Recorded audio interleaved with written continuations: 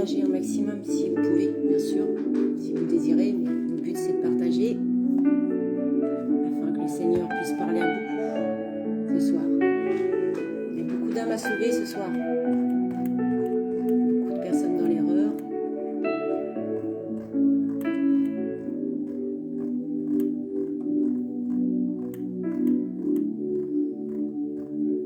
Bonjour Marie-Thérèse. Shalom. Bonjour maman. Shalom maman. J'attends que tout le monde se connecte. Je un petit peu. Est-ce que quelqu'un peut partager sur le groupe le message de la fin du Maranatha Jésus, parce que sinon je suis obligée d'interrompre. J'ai pas partagé, je peux pas. J'ai partagé sur le mien, donc comme je fais le direct sur le mien, si quelqu'un peut le partager, ce serait pas mal. Merci. Merci à vous. Partagez surtout.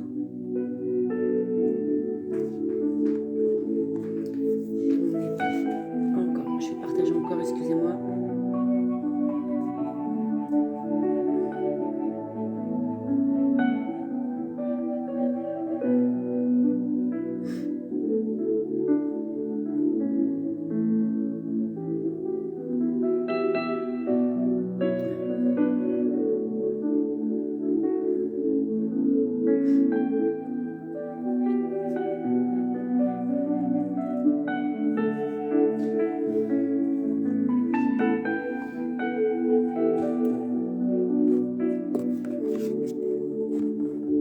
Coucou ma soeur, Marie-Thérèse.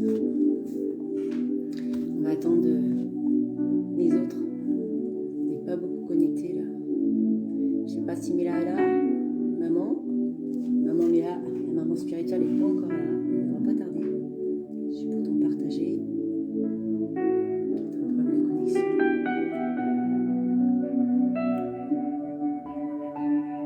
Je vous fais patienter, je suis vraiment désolée pour ceux qui sont déjà présents.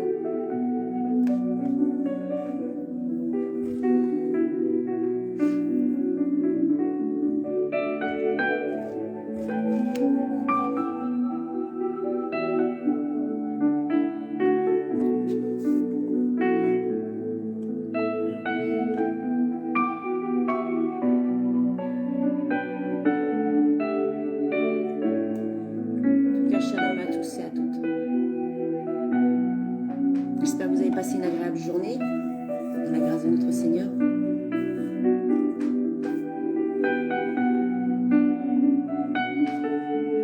Si vous avez pu prendre connaissance du sujet ce soir, qui est: doit-on prier, invoquer, consulter les morts? Parce que beaucoup sont dans l'erreur. Et aujourd'hui, je pense que le Seigneur fait vérité et remet la parole dans son contexte. Je vous parlais de mon témoignage aussi.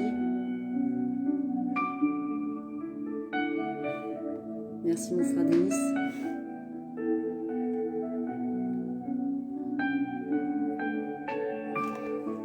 J'attends encore un peu. Je ne vois toujours pas mis là.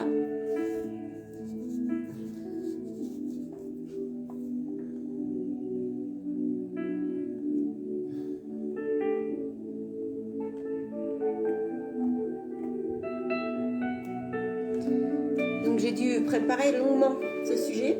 Sachez que déjà ce sujet-là, j'ai eu un souvenir Facebook aujourd'hui, donc comme quoi Dieu conduit toutes choses, parce que il y a 2 ans, jour pour jour, c'est-à-dire aujourd'hui nous sommes le 4, j'ai eu les, vous savez, on a toujours les souvenirs de Facebook qui reviennent. Et en fait, j'avais posté justement un petit post sur justement ce qu'est l'erreur de prier, d'invoquer, de consulter les morts. Et aujourd'hui, je me vois faire un direct, un live, justement sur ce sujet. Donc Dieu a bien conduit les choses, parce que déjà à la base, je devais le faire mercredi, et ça a été repoussé à aujourd'hui, parce qu'il a fallu que je prépare encore. Le Seigneur m'a conduit à écrire. Comme je vous dis toujours, le Seigneur me prépare à l'avance. J'ai écrit, et ensuite, j'en prends tout ce que le Seigneur m'a conduit sur mon PC, et après, je vous retransmets tout le Seigneur, ce qui m'a confié pendant ces moments, sa présence à mes côtés pour justement vous pour édifier l'Église, encourager et surtout les ramener dans la bonne voie, parce que souvent beaucoup sont égarés. On a tous été égarés pendant un temps et le Seigneur est venu nous chercher. Il ne faut jamais oublier d'où on vient. Donc voilà. Donc aujourd'hui, voilà le sujet aujourd'hui que je fais en live et je vais vous parler de mon témoignage. Alors, dans mon intro, bien sûr, je vais vous parler de mon vécu quand j'étais jeune. Alors, on a tous une vie, bien sûr, avant Jésus. Avant de venir à Christ, on a tous une vie, on a tous vécu des choses qui sont anciennes, bien sûr, aujourd'hui. Et maintenant, on a une nouvelle vie en Christ. Mais je vais vous parler de mon témoignage, en fait, de ce qui m'est arrivé moi aussi quand j'étais jeune. J'avais 11 ans et Dieu a permis cela pour en fait témoigner que nous pouvons être sauvés et de devenir en fait des instruments puissants entre les mains de Dieu. Donc voilà. À l'âge de 11 ans, en fait, moi j'étais une enfant qui a toujours été attirée par le surnaturel. J'étais une personne qui aimait des choses surnaturelles. J'aimais bien me faire des frayeurs, j'aimais bien chercher ce qui se passait un petit peu dans le surnaturel. J'aimais Dieu, je croyais en Dieu, mais j'étais pas encore soumis à Dieu et je ne suivais pas encore Jésus, bien sûr, comme beaucoup d'entre nous. Et en fait, à l'âge de 11 ans, en fait, j'étais tellement attirée par ces choses surnaturelles que j'ai eu des fréquentations quand je suis entrée au collège qui m'ont influencée vers des choses, on va dire, ténébreuses. Et donc, j'ai été initiée à la planche Ouija. Voilà, donc j'ai commencé à entrer en contact avec des esprits. On m'a initiée à ça. Et pendant bien une bonne année, je m'amusais dès que je sortais du collège. Ma maman n'était pas au courant, bien sûr, à jouer au spiritisme. Pour moi, c'était un amusement. Mais j'ai vu très vite pris... comment dire, j'en entends un dédoublement. Vous m'entendez mal? Est-ce que vous pouvez me répondre, on m'entend mal? Est-ce que ça va? Ça va? Vous m'entendez bien? Est-ce que ça va? Quelqu'un peut me répondre? Il y a un problème de connexion? Pourtant, j'ai un bon réseau. Je comprends pas. Pourtant, il n'y a rien de branché, il n'y a rien de... Donc, je vais reprendre. Je disais donc, arrêtez-moi s'il y a un souci, surtout. Shalom, mon frère. Alfonso, pardon, excuse-moi. Alors, je disais donc que j'ai été initiée et en fait, dès que je sortais du collège, eh bien, je jouais avec des esprits et avec des amis. Et subitement, en fait, je me suis rendu compte que c'était devenu très, très dangereux. Très dangereux parce que j'ai pu voir pendant ces séances de spiritisme des personnes sous contrôle, de posséder. J'ai pu voir des personnes... en fait, avoir des attitudes qui n'étaient plus du tout des attitudes normales pour moi. Et j'étais effrayée. J'ai vu des feux, même dans les appartements, prendre feu. Des bougies qu'on installait qui se mettaient à flamber et prendre feu le long d'un rideau. Des choses vraiment, entendre des voix. De voir pendant ces sombres séances des choses. En fait, j'étais acteur et spectateur à la fois. Et... j'ai vu des portes s'ouvrir, des clenches bouger seules, j'ai vu des fenêtres s'ouvrir, j'ai vu des choses vraiment qui m'ont effrayée et des manifestations toutes effrayantes les unes que les autres. Et en fait, je ne me rendais pas compte qu'en fait que j'ouvrais des portes sur ma vie spirituelle parce que ça m'a poursuivi, je vais vous expliquer un petit peu. Et quand j'ai voulu arrêter toutes ces choses, j'entendais des voix qui m'appelaient par mon prénom. Et en fait, elle se manifestait quand j'étais seule. Et j'en parlais même à ma mère. Ma mère, si elle se souvient, après j'en ai parlé, je l'ai évoqué à ma mère, j'entendais des voix. Et quand j'étais toute seule, je voyais des rideaux bouger, j'entendais des voix qui m'appelaient. Je sentais des choses, et comme des tourments, des oppressions sur moi. J'avais vraiment ouvert des portes en fait sur ma vie. Et c'était vraiment dangereux. Et même vous dire que l'ami qui m'avait initiée à ces choses est décédée. Je l'ai su des années après. J'avais pu la rencontrer. En fait, j'avais vieilli, bien sûr. J'avais eu mes enfants. Je l'avais rencontrée un jour dans une salle d'attente d'un médecin et elle était toujours dans ces choses. Et moi, j'avais arrêté toutes ces choses, bien sûr. Et elle m'avait dit, si tu veux, je te donne des prières. Je fais de la magie blanche, je fais des choses comme ça. Et en fait, elle continuait. Elle continuait dans ce domaine ténébreux. Et en fait, peu de temps après, j'ai appris par ma maman que cette personne-là était décédée. Et ça m'a fait vraiment de la peine, bien sûr. Parce que je me suis dit, elle est restée dans cette voie ténébreuse. Et voilà, ça m'a vraiment touchée quand on m'a annoncé sa mort, en fait. Donc, il faut savoir que toutes ces choses sont des choses dangereuses. Et c'est pour ça que j'aborde ce sujet ce soir, parce que je connais ce sujet, parce que moi-même je l'ai vécu, et que quand j'ai terminé d'écrire ce direct, pas plus tard que mercredi, je suis allée dans ma chambre, j'ai dit merci Seigneur, tout est écrit, j'ai plus qu'à parler maintenant, tu vas me conduire, merci Seigneur. Et là, le Seigneur m'a dit, et m'a mis à cœur, parle de ton témoignage. Donc je vous parle aujourd'hui de ce témoignage qui est pour moi important. Vous sachiez quel point c'est dangereux de jouer avec les soi-disant morts qu'on croit, mais en fait ce sont des démons, ce sont des esprits malfaisants qui prennent en fait la place des défunts, qui prennent l'apparence parfois aussi. Et c'est très très dangereux. Et que les gens qui font ça ne savent pas que c'est un danger dans leur vie pour eux. C'est une mort spirituelle, c'est très dangereux pour eux et ça ouvre des portes dans leur vie, dans leur famille. Et c'est très dur. Donc bien sûr que moi, quand j'ai pris le baptême et que voilà, j'ai commencé à connaître le Seigneur, eh bien j'ai compris que toutes ces choses-là n'étaient pas de Dieu. Et qu'on ne pouvait pas parler avec les morts, qu'on ne pouvait pas parler avec ces morts parce que les morts étaient morts et le Seigneur me l'a bien dit. Et c'est des esprits qui prennent la place de ces choses qui viennent nous parler, bien sûr. Donc on va déjà commencer par le premier point. Pourquoi prier pour les défunts? Alors, il faut savoir une chose, j'aime beaucoup les personnes qui sont dans le monde. Je ne les déteste pas. Les personnes qui sont dans l'erreur, je les aime. Et justement, si aujourd'hui le Seigneur parle à travers moi, c'est justement pour les ramener sur la bonne voie et vraiment les amener à renverser tous ces entendements qu'ils ont pu recevoir et toutes ces croyances, ces fausses croyances en fait du diable. Alors, on va prendre l'église catholique. Aujourd'hui, je sais que je ne vais pas me faire des amis, mais des ennemis, mais je le fais pour la gloire de Dieu, je le fais pour sauver les âmes, parce que le Seigneur, c'est ce qu'il veut, c'est sauver, que personne ne périsse, mais que tous aient la vie éternelle et qu'ils aient la vérité. Voilà.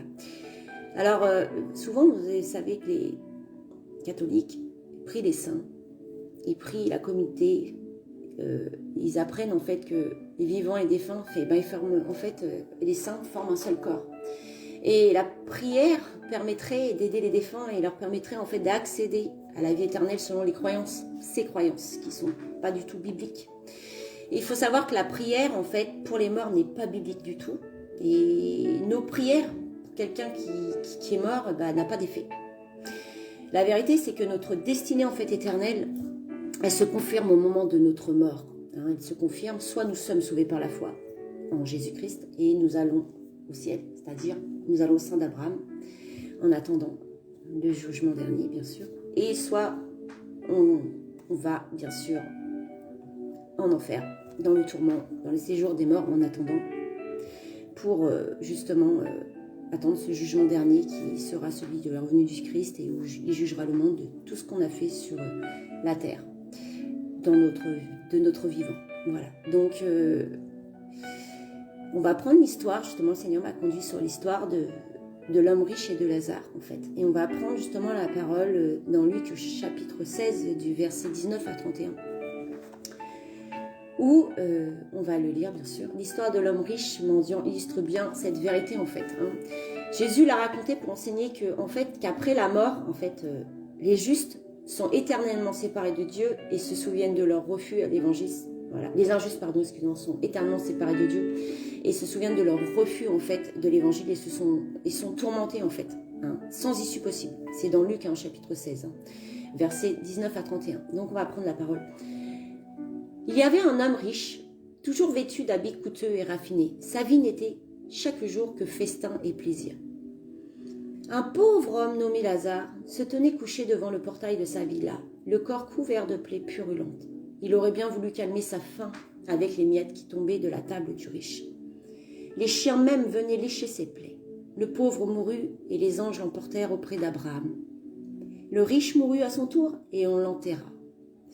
Du séjour des morts où il souffrait cruellement, on parle du riche, il leva les yeux et aperçut très loin Abraham et Lazare à côté de lui. Alors il s'écria, « Abraham, mon père, aie pitié de moi.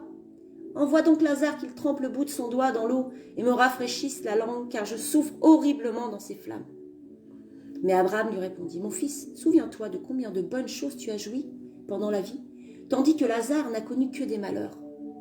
À présent, ici, c'est lui qui est consolé, tandis que toi, tu es dans les tourments. De plus, il y a maintenant un immense abîme entre nous et vous. Et même vous, même si nous voulez, on pourrait ni le franchir pour aller d'ici vers vous, ni le traverser pour venir chez vous, ici. Dans ce cas, dit alors le riche, je te conjure, père, envoie au moins Lazare dans la maison de mon père, car j'ai 5 frères qui les avertissent pour qu'ils n'aboutissent pas eux-mêmes ici, dans ce lieu tourment. Tes frères ont les écrits de Moïse et des prophètes, lui répondit Abraham, qu'ils les écoutent. Non, père Abraham, reprit l'autre, mais si quelqu'un revient du séjour des morts et on va les trouver, ils changeront. Mais Abraham répliqua, s'ils n'écoutent ni Moïse ni les prophètes, ils ne se laisseront pas davantage convaincre par un mort revenant à la vie. Donc, si on peut conclure sur ce morceau de la parole de Dieu dans Luc, c'est que beaucoup, en fait, on pourrait constater que beaucoup qui ont perdu un être cher se verront souvent, en fait, encouragés à prier pour ceux qui sont morts. C'est des habitudes qu'on leur a données dans des coutumes, des traditions. Et ils prient, en fait, pour les morts et pour leur famille. Mais, en fait, on ne doit pas prier les morts. Les morts sont morts. Nous devons évidemment prier pour ceux qui souffrent, ceux qui ne sont pas morts, ceux qui sont encore vivants, qui souffrent dans cette épreuve douloureuse, parce que bien sûr que de perdre un défunt, de perdre un être cher, ça nous fait mal, c'est une souffrance. On n'est pas sans ressentir des émotions. Perdre un être cher, c'est douloureux. Alors nous ne devons pas plus penser que nos proches pourront prier pour nous après la mort, bien sûr. Parce qu'on ne peut pas obtenir un traitement de faveur à travers une prière une fois que nous sommes morts. C'est faux. La Bible nous enseigne que la destinée éternelle de l'homme, elle est destinée par nos actes, elle est déterminée par nos actes pendant notre vie sur terre en fait. Et celui qui pêche, c'est celui qui mourra. Le juste sera préservé à cause de la justice et le méchant sera condamné à cause de sa méchanceté. On va prendre Ézéchiel au chapitre 18, verset 20. C'est la personne qui pêche qui mourra, et le fils ne sera pas tenu pour responsable de la faute de son père, ni le père tenu pour responsable de la faute de son fils. À celui qui est juste, sa droiture sera portée à son compte, et l'on portera au compte d'un méchant sa méchanceté. Cela veut dire que celui qui pêche, c'est celui qui mourra. Le juste, il sera préservé à cause de sa justice, et le méchant, en fait, il sera condamné en fait à cause de sa méchanceté. La parole dit qu'il est écrit aussi qu'il est réservé aux êtres humains en fait de mourir qu'une seule fois. Après vient le jugement. Et comment le sort de tout homme est de mourir en fait une seule fois, à quoi il vient son jugement par Dieu. Alors en comprenant donc que notre état spirituel en fait il ne peut plus être changé après notre mort, soit par nous-mêmes ni par des efforts des autres, c'est impossible. Si il est inutile même de prier pour les vivants qui commettent un péché et qui mènent à la mort aussi. Voilà. Je vais lire dans 1 Jean chapitre 4, 16 où il est dit « Si quelqu'un voit son frère commettre un péché qui mène pas à la mort, qu'il prie, et Dieu donnera la vie à ce frère. » Je parle ici de ceux qui commettent un péché et ne conduisant pas à la mort. C'est-à-dire que le Seigneur il m'a conduit vers Ananias et Saphira dans les Actes chapitre 5, 1 à 10. En fait, si vous connaissez l'histoire d'Ananias et Saphira, quand on parle du péché qui mène à la mort, voilà, ce sont deux époux en fait qui sont coupables d'avoir menti, ils l'ont fait consciemment, en ayant retenu une partie du fruit en fait de la vente de leur propriété. En fait, ils avaient promis de donner tout le butin, en fait, toute la vente.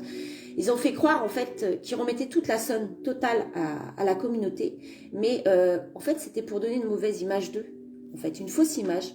Une bonne image en fait, faire croire qu'en fait ils étaient une fausse image d'eux, en fait faire croire qu'ils faisaient les choses bien, mais en fait ils tombent foudroyés par la colère en fait divine et ils meurent devant l'apôtre. Les Corinthiens au chapitre 1 Corinthiens au chapitre 11-30 dit que le péché qui mène à la mort est un péché en fait conscient, un péché continuel dont la personne en fait ne se repent pas. Dieu, dans sa grâce, il permet à ses enfants qui pêchent sans les punir immédiatement. Dieu les appelle, en fait. Il les appelle, ses enfants, il les appelle à la sainteté.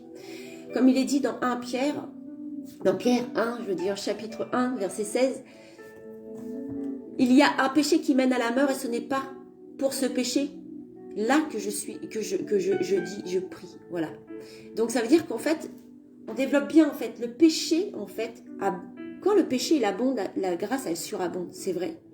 Mais on doit prendre conscience en fait que même si la grâce elle surabonde, oui en effet, la globalité des péchés de tous en fait. La grâce elle est là pour les péchés de tous, c'est vrai. Mais si dès l'instant on commence à faire des péchés continuellement, sans rechercher le pardon de Dieu sincèrement, sans la repentance sincère et qu'on continue dans cette voie, alors comment une prière pour un mort pourrait-elle lui profiter en l'absence d'un plan de salut post-mortem?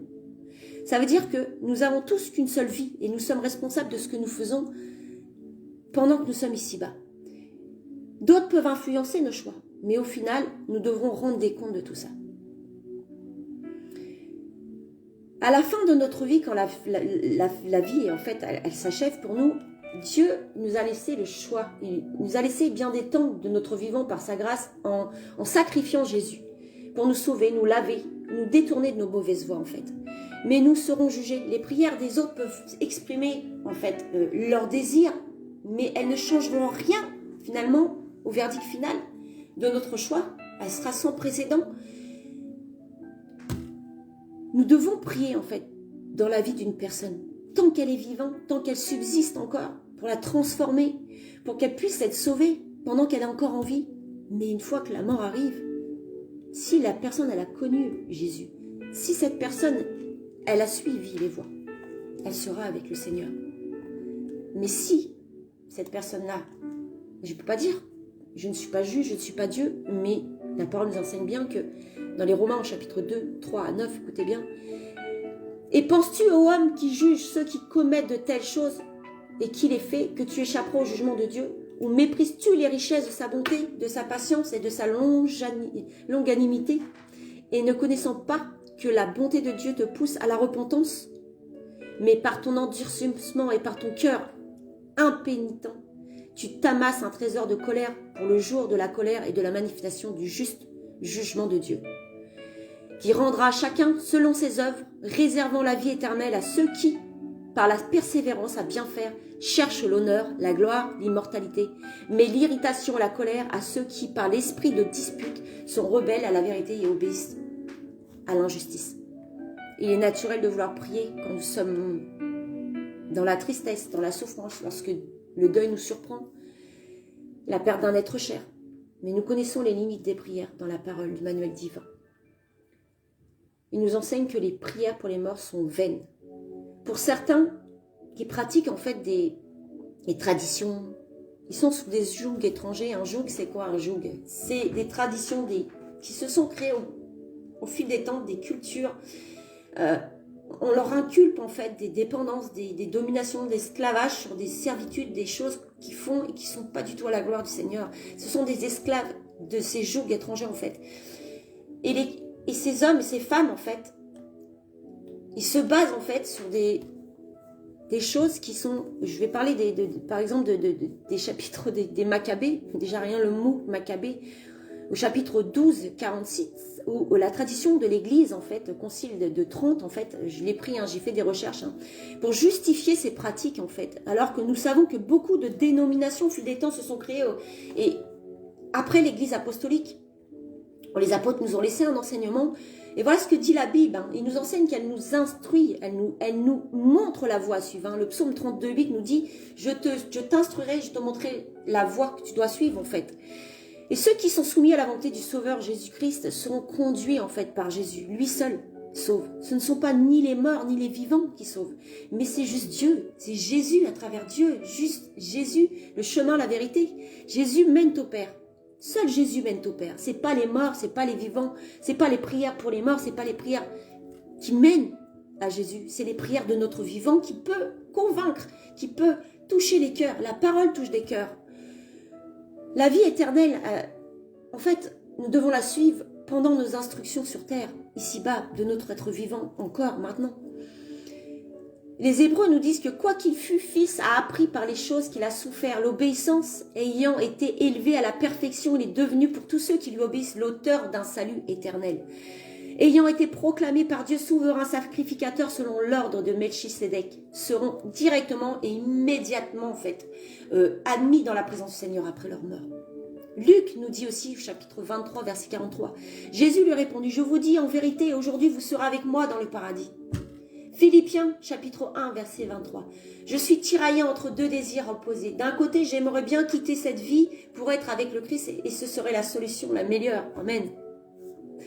Les 2 Corinthiens, chapitre 5, verset 6 à 8. Nous sommes donc tous pleins de confiance et nous savons qu'en demeurant dans ce corps, nous demeurons loin du Seigneur.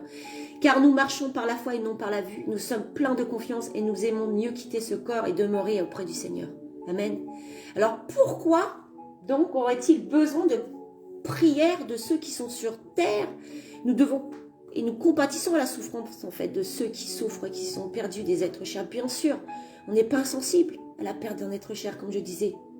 Mais nous devons nous souvenir que voici maintenant le moment favorable. Voici maintenant le jour du salut. 2 Corinthiens, chapitre 6, verset 2.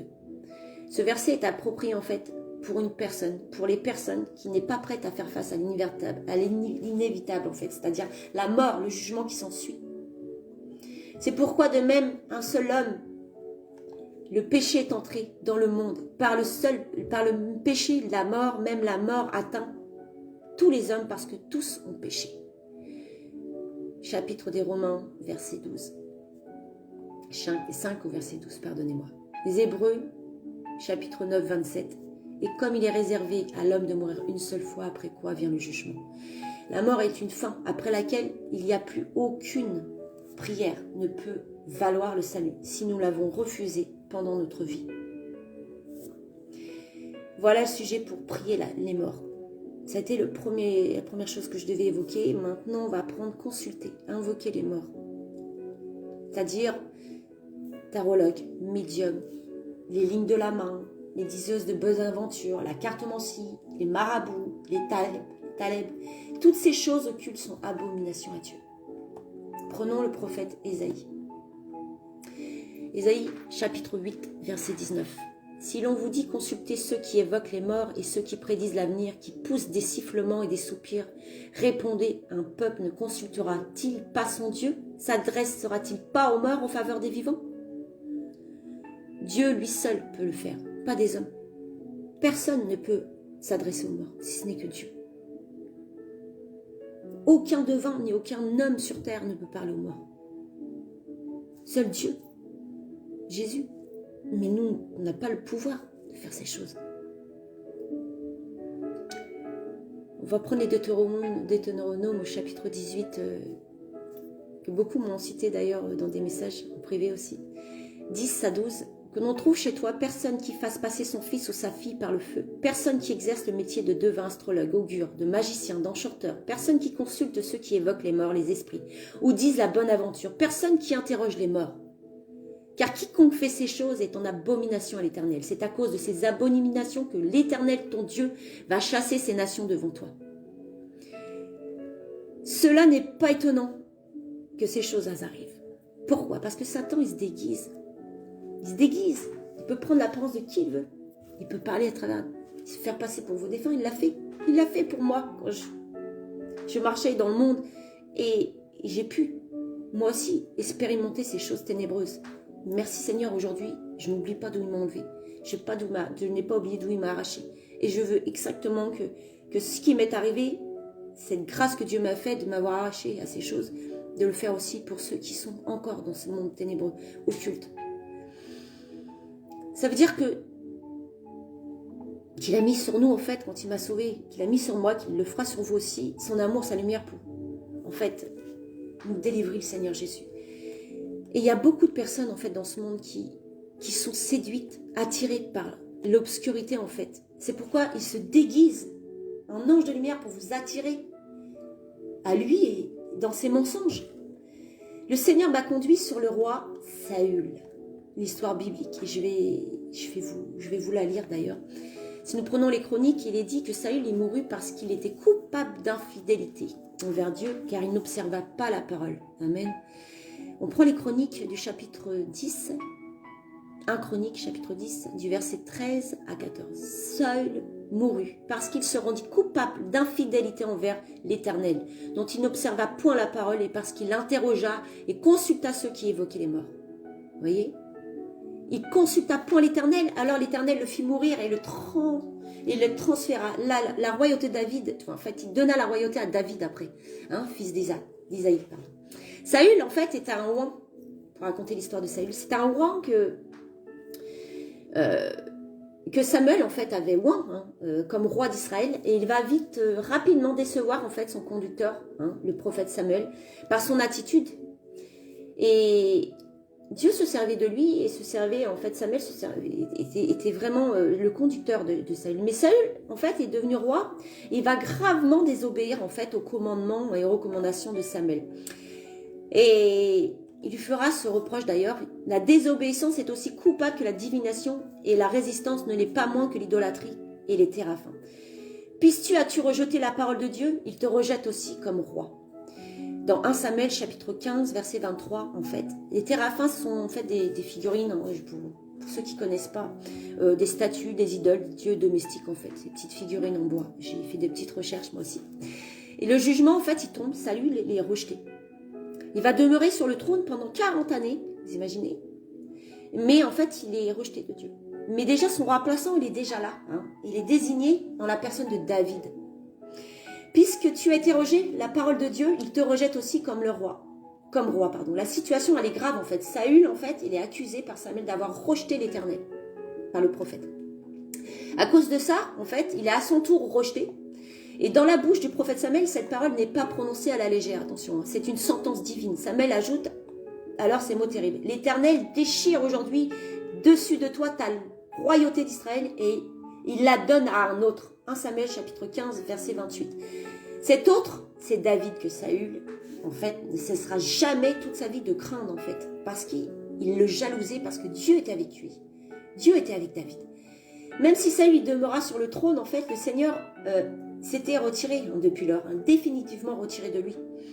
Après que Samuel eut prononcé cette terrible parole sur la vie du jeune roi, en fait, Saül, il se retira chez lui et ne revut plus jamais chez Saül. Samuel ne se présenta plus. Il écrit que Samuel n'a pu voir Saül jusqu'au jour de sa mort. 1 Samuel, chapitre 15, verset 35. D'ailleurs, Samuel pleura Saül. Mais le Seigneur lui parlait et lui dit: Samuel, quand cesseras-tu de pleurer sur Saül? Je l'ai rejeté. Vous imaginez? Je l'ai rejeté. Vous imaginez la parole de Dieu? 1 Samuel chapitre 16, verset 1. La situation du roi ne cessant de se dégrader, en fait, l'esprit du Seigneur se retira de Saül, et qui fut agité par un mauvais esprit. Vous imaginez? Les portes ouvertes, c'est-à-dire que quand on touche à ces choses, on est sous contrôle d'un esprit. Donc, vous voyez, Saül a consulté, et il était agité par un mauvais esprit venant de l'Éternel. 1 Samuel chapitre 16, 14. Il faut savoir que ici, l'action permissive, en fait, de Dieu, par cause de la désobéissance, en fait, de Saül, de son manquement de repentance, en plus sincère, avait en fait ouvert une porte à l'ennemi. Il en est même pour ceux et celles qui invoquent, en fait, qui consultent les esprits. Ils ouvrent des portes dans leur vie et ils sont sous le contrôle de ces esprits. Et ils l'ignorent. Et c'est ça qui est triste, c'est qu'ils ignorent toutes ces choses. Et nous allons lire la suite de l'histoire de Saül pour comprendre. Donc, reprenons l'état du roi qui cessa de s'aggraver, qui ne cessa de s'aggraver. Le mauvais esprit venant de Dieu saisit Saül, qui eut des accès de délire, en fait. Saül craignait la présence de David parce que l'Éternel était avec David. Il s'est retiré de lui, comme il est dit au chapitre 18, à partir du verset 13, bien sûr.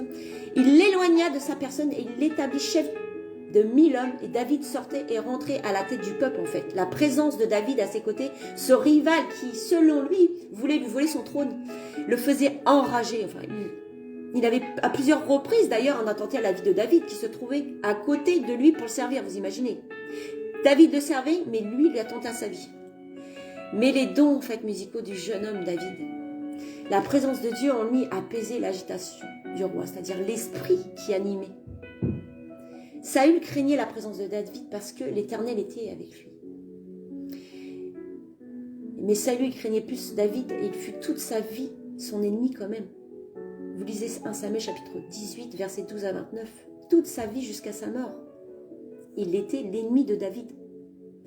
Prenons les versets bibliques de la parole. Notez bien ces références, d'ailleurs, que le Seigneur m'a données.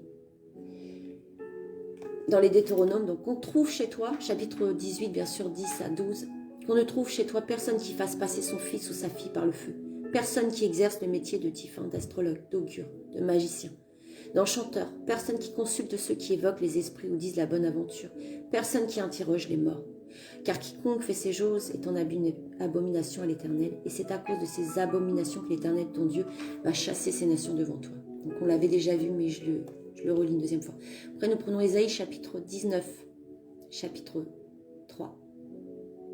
Non, chapitre 19, verset 3, pardonnez-moi. Il y en a tellement. L'esprit de l'Égypte disparaîtra du milieu d'elle, et j'anéantirai son conseil. On consultera des idoles, des enchanteurs, ceux qui évoquent les morts et ceux qui prédisent l'avenir. Vous voyez, elle disparaîtra, cet esprit d'Égypte, c'est considéré comme le monde, les gens qui font des choses occultes, des choses qui vont disparaître. Daniel répondit aussi dans le chapitre Daniel 2, verset 27, en présence du roi, il dit « Ce que le roi demande, c'est un secret que les sages, veut dire, les astrologues, les magiciens, les devins ne sont pas capables de découvrir au roi. » C'est-à-dire que personne, hormis Dieu, peut faire découvrir des choses dans le songe de Daniel. Hein, vous voyez, Daniel chapitre 4, verset 7. Alors vinrent les magiciens, les astrologues, les chaldéens, les devins, et leur dis le songe, et ils n'en donnèrent point l'explication. Tu ne laisseras point vivre la magicienne, il est dit aussi. À l'Exode, chapitre 22, 18. Vous voyez, la magicienne, c'est-à-dire qu'elle ne vivra pas. Spirituellement parlant, les personnes qui vivent dans ces choses sont mortes. On prend les Éphésiens aussi, chapitre 5, verset 11. J'espère que vous me suivez, je ne vais pas trop vite. Et prenez point part aux œuvres infructueuses des ténèbres, mais plutôt condamnez-les. 1 Samuel chapitre 13, verset 13, Samuel dit à Saül, « Tu as agi en insensé, tu n'as pas observé les commandements que l'Éternel ton Dieu t'avait donnés. L'Éternel aurait affermi pour toujours ton règne sur Israël. » Et le fait qu'il se détourne des choses de Dieu et qu'il agisse comme un insensé, bien Dieu a banni son règne. 1 Samuel chapitre 13, verset 14. « Et maintenant ton règne ne durera point. L'Éternel s'est choisi un homme selon son cœur, et l'Éternel l'a destiné à être le chef de son peuple, parce que tu n'as pas observé ce que l'Éternel t'avait commandé. » Donc vous voyez, Dieu a établi David comme roi. Amen. Et on va prendre les Lévitiques. Excusez-moi, j'ai un appel qui est arrivé entre temps. Lévitique chapitre 19, verset 31. Ne vous détournez point vers ceux qui évoquent les esprits. Ne vous tournez point, vers ceux qui évoquent les esprits, mais vers celui qui peut souiller, de peur de vous souiller avec eux. Je suis l'Éternel, votre Dieu. Il y a encore une personne qui m'appelle. Excusez-moi, je suis vraiment désolée, ça c'est encore des combats. Donc je relis, ne vous tournez point vers ceux qui évoquent les esprits, ni vers les devins. Ne les recherchez point, de peur que vous souillez avec eux. Je suis l'Éternel, votre Dieu. Lévitique chapitre 20, verset 6. Si quelqu'un s'adresse aux morts et aux esprits pour se prostituer avec eux, vous voyez moi le terme, pour se prostituer avec eux, je tournerai ma face contre cet homme et je le retrancherai du milieu de son peuple. Alors Dieu n'est pas un Dieu des morts, il est le Dieu des vivants. Hein, Marc chapitre 12, 27 bien sûr. Pour lui, les êtres humains sont vivants, donc selon la Bible, la mort physique n'est qu'une porte en fait vers l'éternité. Chacun continuera de vivre éternellement, soit après le jugement dans l'enfer, soit vers le paradis. C'est-à-dire que tant que une personne en fait peut être sauvée, en tant que personne perdue, bien sûr, il n'est jamais trop tard, sachant que personne en fait ne peut sauver qui que ce soit par des prières, pour consulter les morts, faire des choses comme ça n'est pas de Dieu. Vraiment, on ne peut pas être l'intermédiaire d'une personne qui est morte. C'est seulement par la résurrection de Christ, en fait, qu'on trouve une séparation des ténèbres et qu'on vient à la lumière. On peut avoir des sentiments des émotions, ressentir de la peine pour ceux qui perdent un être cher. Même nous, on a perdu des êtres chers. Tous, nous avons perdu des êtres chers, bien sûr. Mais on ne peut pas sauver un individu qui a eu le choix par des prières quand ils sont morts. C'est Dieu. Dieu se présente. Dieu fait. Dieu sauve. Mais nous, on ne peut rien faire.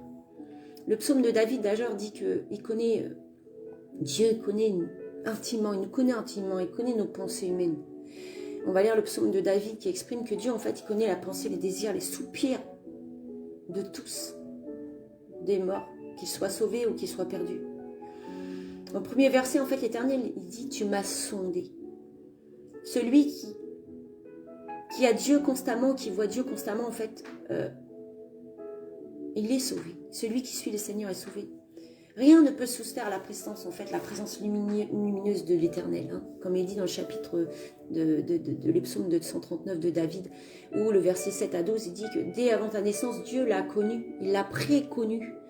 Hein, verset 13 à 18. Et aussi la conclusion du psaume est celle-là même de l'apôtre Jean qui tirera plus tard, en fait, du fait que Dieu est lumière.